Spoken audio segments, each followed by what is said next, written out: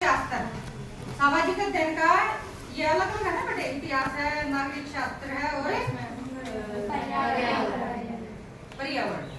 ठीक है, तो हम नागरिक शास्त्र का पाठ नंबर 2 कर रहे हैं। पहला हम कर चुके हैं, कौन सा था पहला पाठ? समानता। कौन सा पाठ था? समानता। और अब हम करेंगे जो दूसरा पाठ, वो क्या है बेटे? स्वास्थ्य की भूमिका। भाई जो हमारा स्वास्थ्य है उसको ठीक रखने में सरकार का योगदान क्या है, सरकार के क्या कार्य करती है, वो हम देखेंगे इस पाठ में बेटे। लोकतांत्रिक सरकार के कार्य बताने हैं बेटे, जो हमारी सरकारें हैं, क्योंकि सरकार क्या है, जनता में से ही चुने जाते हैं और जनता ही चुनती है। अगर नॉर्मल भाषा में बात करें तो वो क्या क्या काम करती है बेटे? हमारे शिक्षा संबंधी ध्यान रखती है, स्वास्थ्य, रोजगार, भाई नौकरियां देना, कोई भी काम देना, वो भी उनका काम है। शिक्षा दिलवाना, वो भी उनका काम है। और बेटे स्वास्थ्य, वो भी उनका काम है। गृह निर्माण, वो भी उनका काम है। बहुत गरीब है, बनवाते हैं ना बीपीएल वालों के, गरीबी रेखा के नीचे जो है।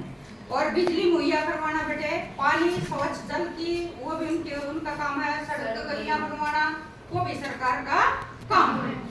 पता लग गया बेटे? yes, फिर है स्वास्थ्य की परंपरागत अवधारणा। अवधारणा होते हैं बेटे विचार। अवधारणा का मतलब क्या है? विचार। तो बीमारियों और चोट आदि से मुक्त रहना, ये भी स्वास्थ्य की के संबंधी विचार है। स्वास्थ्य की आधुनिक अवधारणा।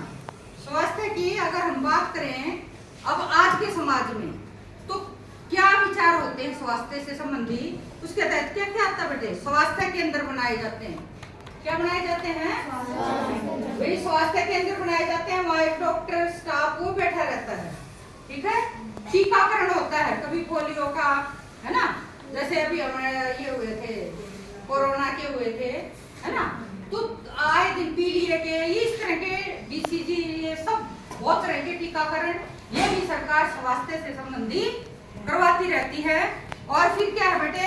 अस्पताल हैं, परीक्षण प्रयोगशालाएं हैं, और एम्बुलेंस की व्यवस्था, और बेटे ब्लड बैंक की व्यवस्था। किसी इंसान को ब्लड की जरूरत है तो वो भी सरकार मुहैया करवाती है। जिनकी पहुंच में नहीं होता, जिनके पास इतने पैसे नहीं है कि वो ब्लड जो है वो खरीद सके, तो वो भी मुहैया कौन करवाती है? सरकार। एम्बुलेंस की व्यवस्था फ्री।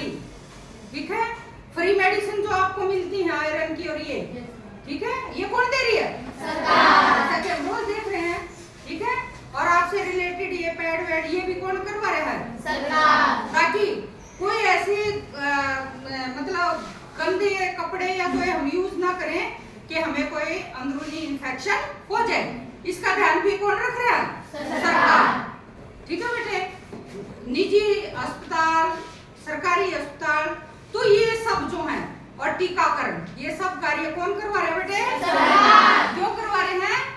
कि स्वास्थ्य जो है वो सबका स्वस्थ हो, हमारे देश के नागरिक स्वस्थ हो, और नागरिक स्वस्थ होंगे तो देश जो है मजबूत बनेगा, प्रगति के पथ पर चलेगा। ठीक है बेटे, आगे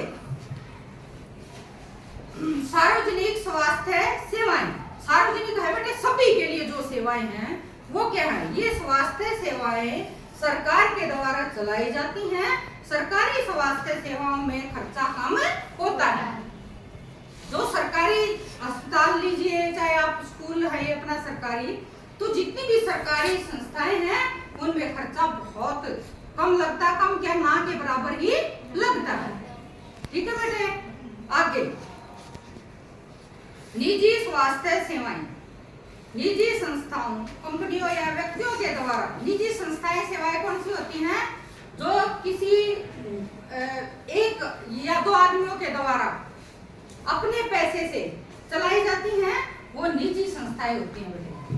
जैसे किसी ने ये कितने प्राइवेट स्कूल खोल रखे हैं, किसी एक के हैं, या कोई दो पार्टनर हो सकते हैं, ऐसे हॉस्पिटल भी प्राइवेट खुले हुए हैं, तो वो क्या है बेटे? उनके निजी हैं, अपने। निजी का मतलब अपने हैं, उनके पैसा भी उनका है, स्टाफ भी उनका है, पूरी मेडिसिन से लेके सारा पूरा का है बेटे, तो वो क्या है, निजी संस्थाएं।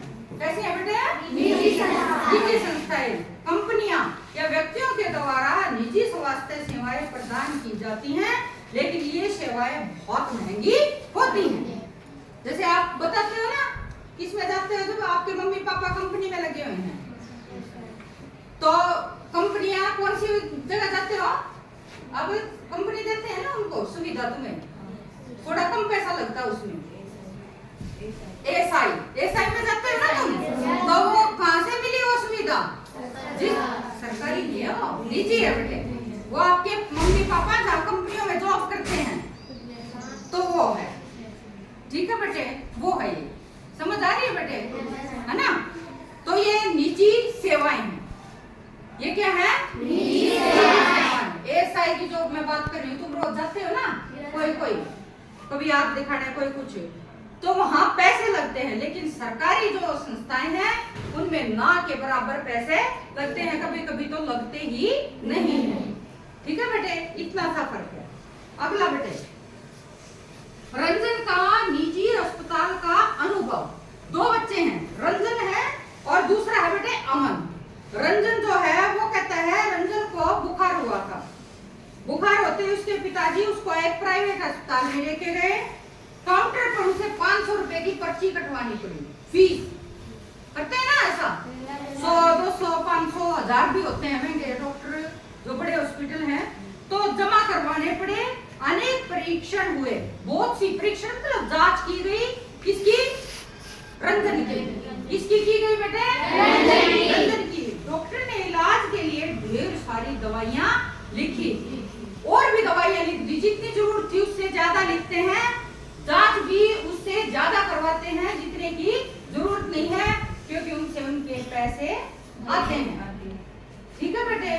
और इसके इलाज पर 3500 रुपए से अधिक खर्च हुए, 3500 रुपए खर्च हुए, किसके पे, रंजन के। अब दूसरा अमन है, उसका देखिए, अमन को वायरल हुआ, बुखार हुआ, वह अपने पिता के साथ सरकारी अस्पताल में गए। वहां उन्हें लंबी लाइन में खड़ा होकर इंतजार करना पड़ा। 3 दिन बाद खून की जांच का परिणाम आया। डॉक्टर ने सिर्फ एक गोली खाने को कहा और अमन ठीक हो गया। इसमें अमन के पिताजी का बहुत कम खर्च हुआ, लेकिन 3-4 दिन का समय लग गया। दो बच्चे हैं बेटे, अमन है और रंजन है, अमन है और रंजन। अब रंजन जो है वो, दोनों को बुखार था, फर्क देखिए आप, दोनों में फर्क देखिए। जो रंजन है उसके पिता कहाँ लेके गए उसको, निजी अस्पताल में। वहां जाने के बाद उसका 500 रुपए की जाती फीस की पर्ची कटी, ठीक है, और फिर उसको उसकी बहुत ज्यादा जांच की गई, जांच के भी पैसे लगे, और फिर जांच के बाद उसे ढेरों दवाइयां दी गई, और उसका टोटल खर्चा आया 3500 रुपए। कितने रुपए बेटे, 3500। और उसके विपरीत अमन, उसके विपरीत अमन जो है वो, अमन के पिता कहाँ लेके गए, और वहां बस इतना फर्क था, उनको लंबी लाइन में खड़ा होना पड़ा, और कुछ घंटों के बाद उसका नंबर आया और उसकी खून की जांच की गई, लेकिन रिपोर्ट कितने दिन में आई, 3 दिन में। लेकिन रिपोर्ट के आधार पर जब डॉक्टर ने उसके दवाई दी तो सिर्फ एक ही गोली दी और वो पूरी तरह से ठीक हो गया। तो आपके हिसाब से बेटे आपको कौन सा अच्छा लगा, सरकारी अच्छा लगा। ये एक और बात है कि थोड़ा सा इंतजार करना पड़ता है, क्योंकि उसमें बहुत तरह के लोग जाते हैं जिनकी पॉकेट जो है अलाउ करती नहीं है, पैसा जिनके पास है नहीं, ठीक है बेटे। तो ये सारी स्वास्थ्य की जिम्मेदारी किसकी है बेटे, सरकार की। और उसमें अपने उस पे साफ सफाई का ध्यान रखना, खान पान का ध्यान रखना, ये जिम्मेदारी किसकी है, हमारी। निजी, ये इसमें सरकार क्या करने आएगी, हम गंदे कपड़े धोए ही ना, नहाए ही ना, घर में गंदगी, क्लास में गंदगी अगर रखेंगे तो क्या होगा, मक्खियां बैठेंगी, मच्छर पनपेंगे, गंदगी में तो बीमारी, कीड़े भी आएंगे, तो क्या होगा, बीमार होंगे। तो इतना खर्च तो हमारा भी पड़ता है ना बेटा, सारे काम तो सरकार नहीं कर सकती ना, हम सहयोगी बनेंगे तो सरकार बेहतर काम कर पाएगी। ठीक है बेटे, समझ आ रहा है? यहाँ तक कोई दिक्कत है? अगला अब कहता है कि एक अध्याय में आपने पढ़ा है कि स्वास्थ्य में सिर्फ बीमारी की बात नहीं की जा सकती। संविधान से लिए गए एक अंश को यहाँ पढ़िए और अपने शब्दों में समझाइए कि जीवन का स्तर और सार्वजनिक स्वास्थ्य के क्या मायने होंगे। संविधान का एक महत्वपूर्ण अंश इस बात की घोषणा करता है कि पोषाहार स्तर और जीवन स्तर को ऊंचा करना और लोक स्वास्थ्य में सुधार करना राज्य का कर्तव्य है। कहता है संविधान का एक महत्वपूर्ण अंश, संविधान के अंदर एक घोषणा की हुई है कि पौष्टिक स्तर का आहार, जैसा कि हमारा मिड डे मील में आता है, और जीवन स्तर को ऊंचा करना है और लोक स्वास्थ्य में सुधार के लिए राज्य को कार्य करना होगा। और आगे उनको पौष्टिक आहार भी दें, उनके स्वास्थ्य का भी ध्यान रखें और जीवन ताकि उनका स्तर जो है वो बढ़े। ठीक है बेटे, अब पहला है जीवन का स्तर, जो भी का है, तो जीवन का स्तर का मतलब क्या है वो सुनिए बेटे। इसका अर्थ है कि नागरिकों को उत्कृष्ट श्रेणी की शिक्षा, कोई बढ़िया से बढ़िया शिक्षा, चिकित्सा, स्वास्थ्य सुविधाएं उपलब्ध हों, सभी को स्वच्छ पेयजल, साफ सुथरा पर्यावरण, मनोरंजन और रोजगार की सुविधाएं प्राप्त हों। ये जीवन का स्तर के अंदर आती है बेटे। क्या क्या जीवन के स्तर में क्या क्या आता है बेटे? वो कह रहे हैं कि मनोरंजन से संबंधित भी चीजें हों, स्वास्थ्य से संबंधित जितनी भी बातें हैं वो उनका भी ध्यान रखा जाए, और बेटे स्वच्छ पेयजल मुहैया करवाएं, है ना, और बेटे साफ सफाई का ध्यान करवाएं, जैसा कि मैंने अभी बताया था। ये सभी सुविधाएं हों और रोजगार भी इसी सुविधा के अंतर्गत आते हैं। अगर स्वास्थ्य संबंधी भी सुविधा मिल जाए, रोजगार भी मिले और बेटे साफ सफाई का भी ध्यान किया जाए, स्वच्छ पेयजल हो, तो जीवन का स्तर कैसा होगा? अच्छा होगा ना, उत्कृष्ट स्तर होगा जीवन का। ठीक है बेटे, अगला सार्वजनिक स्वास्थ्य। सार्वजनिक स्वास्थ्य, अब सार्वजनिक, ये तो था जीवन का स्तर, अब है सार्वजनिक स्वास्थ्य। ये सबके स्वास्थ्य। सार्वजनिक स्वास्थ्य सरकार द्वारा स्वास्थ्य के क्षेत्र में प्रदान की गई सुविधाओं की एक श्रृंखला है। इसमें सरकारी स्वास्थ्य केंद्र व अस्पताल, डिस्पेंसरी, एम्बुलेंस सेवा व राष्ट्रीय स्तर पर चलाए जाने वाले टीकाकरण व स्वास्थ्य जागरूकता कार्यक्रम शामिल है। ठीक है बेटे, ये शामिल है। क्या क्या बेटे? सार्वजनिक स्वास्थ्य सरकार द्वारा स्वास्थ्य के केंद्र में प्रदान की गई सुविधाओं की एक श्रृंखला है, यानी एक ऐसी कड़ी चलाई हुई है जिसमें सार्वजनिक केंद्रों तो सभी के स्वास्थ्य का ख्याल रखा जाए।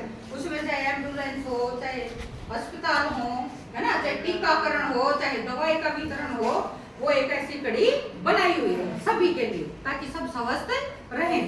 इसमें सरकारी स्वास्थ्य केंद्र व अस्पताल, डिस्पेंसरी, अभी बताया था ना, एम्बुलेंस सेवा व राष्ट्रीय स्तर पर चलाए जाने वाले टीकाकरण व स्वास्थ्य जागरूकता कार्यक्रम है। स्वास्थ्य जागरूक करने के लिए, स्वास्थ्य संबंधी जानकारी करने के लिए, सबको जागरूक करने के लिए हम करते हैं ना, कई बार नुक्कड़ नाटक, प्रभात फेरी लगाते हैं ना गाँव में, कि सबको हम जागरूक कर पाए कि स्वस्थ कैसे रहना है। तो ये सभी प्रोग्राम आगे सरकार की तरफ से आते हैं। आ जाएगा बेटा, कोई दिक्कत है?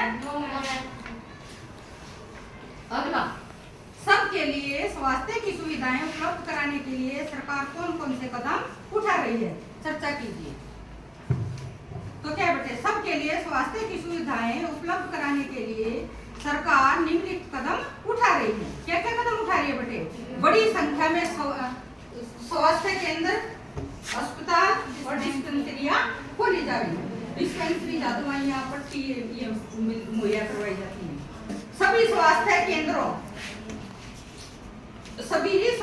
केंद्रों, अस्पतालों, डिस्पेंसरियों में नई नई मशीनें और उपकरण लगाए जा रहे हैं। सार्वजनिक स्वास्थ्य केंद्रों पर निःशुल्क दवाई की व्यवस्था की जाती है, मुफ्त दवाई की। फिर क्या, एम्बुलेंस सेवाओं का विस्तार किया जा रहा है। स्वास्थ्य जागरूकता का प्रसार किया जाता है कि स्वस्थ रहने के लिए हमें क्या क्या करना है, इसके लिए जागरूक करते हैं समय समय पर। और विशेष टीकाकरण अभियान को चलाया जाता है। जैसा मैंने बताया पूरे पाठ में यही चीजें आएंगी बेटे बार बार, जो कि मैंने खोल के बताई आगे निजी के लिए वही चीज भी रहेंगी। कहता पानी और साफ सफाई की गुणवत्ता को सुधार कर अनेकों बीमारियों की रोकथाम की जा सकती है। उदाहरण देते हुए इस कथन को स्पष्ट कीजिए। साफ सफाई कहता है पानी की गुणवत्ता को सुधार कर, पानी की गुणवत्ता को सुधारते हैं, इसलिए हैजा ना हो, पेचिश ना हो, है ना। हैजा में उल्टी लगती है ना, पेचिश में दस्त लगते हैं, पेट के कीड़े और हेपेटाइटिस जैसी बीमारियों की रोकथाम की जाती है। साफ सफाई की गुणवत्ता में सुधार करके मलेरिया, प्लेग, टीबी, डेंगू आदि की रोकथाम की जा सकती है। उपरोक्त तथ्यों से यह स्पष्ट है कि अधिकतर रोग तो प्रदूषित जल के कारण और साफ सफाई के अभाव में ही पैदा होते हैं। अभी बताया ना बेटे कि हम साफ सफाई ना रखें, प्रदूषित जल पिए, है ना, हवा जो है उसका ध्यान ना रखें, गंदगी फैलाते रहे, गंदगी पड़ी है तो हवा कैसे आएगी, पर्यावरण भी तो दूषित होगा बेटे, इसका ध्यान ना रखें तो भी बीमारियां पैदा होंगी। यदि पानी और सफाई की गुणवत्ता में सुधार किया जाए तो अनेक संक्रामक रोगों से बचा जा सकता है। ये पढ़ता बेटे 2 दिन की छुट्टी है तो ये नागरिक शास्त्र का पाठ नंबर 2 आपको याद होना ही चाहिए। मंडे को सुनेंगे बेटे, ठीक है। शुक्रिया बेटे।